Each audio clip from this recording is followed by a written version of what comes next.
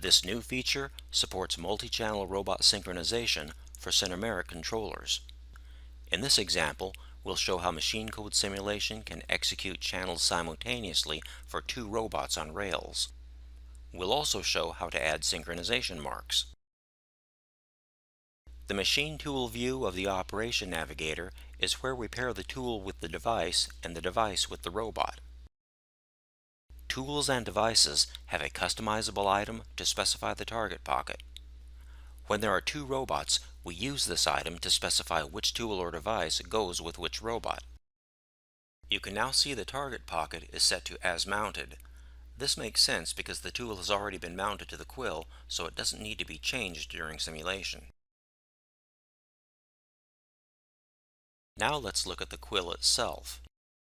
You can see the quill will be mounted in pocket 2, which is the flange on robot 2. Note that the channel is assigned.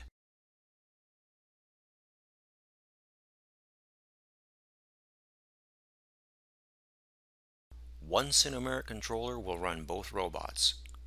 Cinematic is a good choice of controller because it can handle 30 axes including two robots. Simple play with a tool assembly will move the robot with the tool. First, Robot 1 moves, then Robot 2 moves. The robot display is not synchronized. Now let's look at toolpath-based simulation.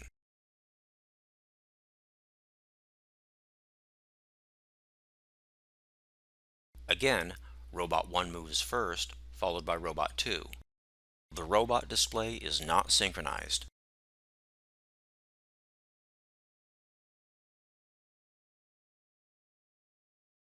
For machine code-based simulation, both channels execute simultaneously. The system must run the entire post-processor up front before the simulation will begin. You can display an execution view for each robot.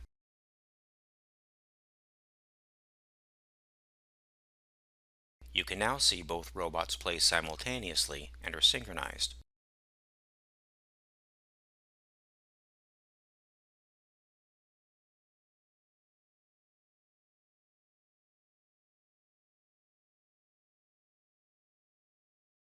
Next, we'll add synchronization marks. NX must run the post-processor and machine code simulation for each robot up front so it can determine the relative times between them to attain a synchronized toolpath.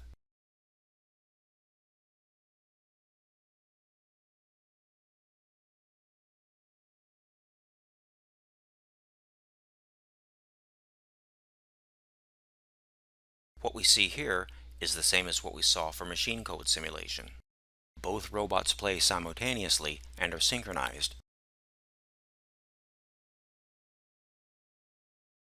We'll now add a synchronization mark so that the first robot will wait for the slower second robot.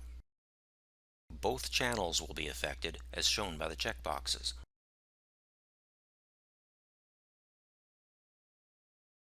Now we have a sync mark. Dragging the sync mark for the first channel to the beginning will cause the first robot to wait at that mark until the second robot gets to that point. We'll need to recalculate the times. Again, NX must run the post-processor and machine code simulation for each robot. Notice that Robot 1 now waits for Robot 2. When the synchronization mark is hit by Robot 2, Robot 1 will continue.